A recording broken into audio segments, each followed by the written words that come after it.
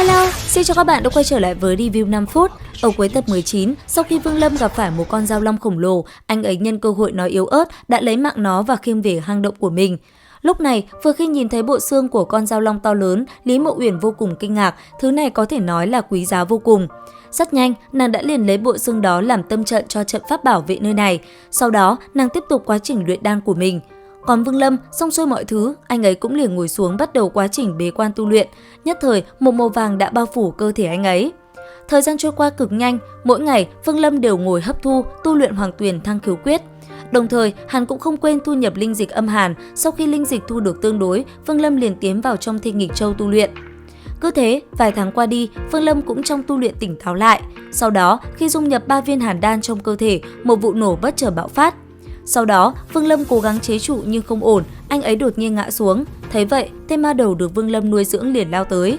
Thế nhưng, đúng vào lúc đó, thần thức mà Vương Lâm lưu lại trong đầu hắn phát tác, khiến tên ma đầu hét thảm trong đau đớn. Bởi vậy, nó đành phải lùi lại và không dám làm gì. Còn Vương Lâm, sau thời gian ngắn, anh ấy cũng tỉnh táo trở lại. Thấy đầu con dao long màu xanh, Vương Lâm liền hỏi Lý Mộ Uyển tại sao lại như thế. Nghe vậy, nữ nhân kia liền nói cho anh ấy biết, đó chính là vì toàn thân con dao long kia toàn là kịch độc. Nghe vậy, Vương Lâm như ngộ ra cách để dung nhập 3 viên hàn đan.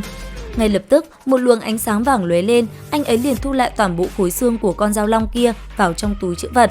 Sau đó, nhìn Lý Mộ Uyển, thanh âm vang lên nói, ngày ta kết đan thành công sẽ là ngày ta đưa ngươi trở lại Lạc Hà Môn. Dứt lời, Vương Lâm liền rời đi, mang theo trận pháp đi tới Thiên Âm Cốc, để lại Lý Mộ Uyển ở lại một mình, không có gì bảo vệ.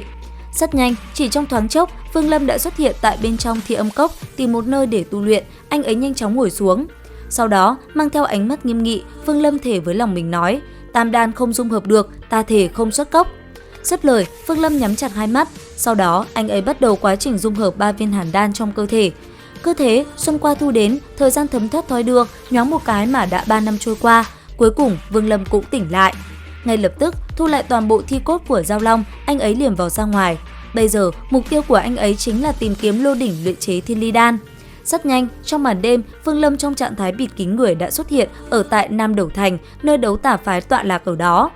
Ngay lập tức, đi vào bên trong một gian phòng, Vương Lâm liền hỏi Tiểu Nhị về thông tin xem ở nơi này có bán lò luyện đan hay không. Thấy vậy, người kia nhìn vào Vương Lâm thì thấy người mặc áo bảo đen kia tu vi không cao. Suy nghĩ một hồi, ông ta liền dẫn Vương Lâm đi theo mình. Sau đó, tới một gian phòng, người này liền sai người mang lò luyện đan ra cho Vương Lâm xem. Xem qua một lượt, Vương Lâm đã chọn được một cái lò luyện, đó chính là bách thú linh lô. Để đổi lấy nó, Vương Lâm liền lấy ra bì giáp của con dao long để có thể giao dịch với người kia. Trong lúc trao đổi, Vương Lâm cảm nhận được có người đang theo dõi mình. Bởi vậy lập tức thu lại linh lô, Vương Lâm như tia chớp liền rời đi khỏi nơi này. Và rất nhanh, ngay khi Vương Lâm rời đi, anh ấy đã bị một đám người theo sát. Sau đó, bám theo Vương Lâm một hồi, bọn họ liền bẩm báo thông tin cho một vị lão giả. Nhìn về phía trước, một tên bịt mặt cung kính nói, trưởng lão, ta có thể chắc chắn trên người đối phương có bảo bối. Nghe vậy, tên trưởng lão của đấu tả phái suy nghĩ một hồi, sau đó ông ta liền sai người đi bắt Vương Lâm lại.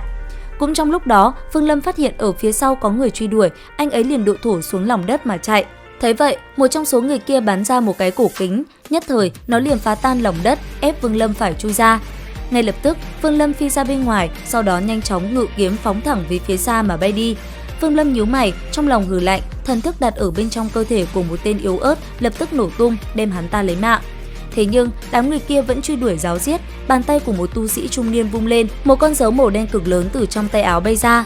Ngay lập tức, nó liền đuổi theo Vương Lâm, mỗi khi va chạm, nơi đây lại nổ tung. Còn tên kia, thanh âm vang lên nói, sao ra những pháp bảo đã mua ở bên trong luyện khí các, nếu không đừng hòng mong trốn thoát. Đến đây thì hết tập 20 tinh nghịch, xin chào và hẹn gặp lại.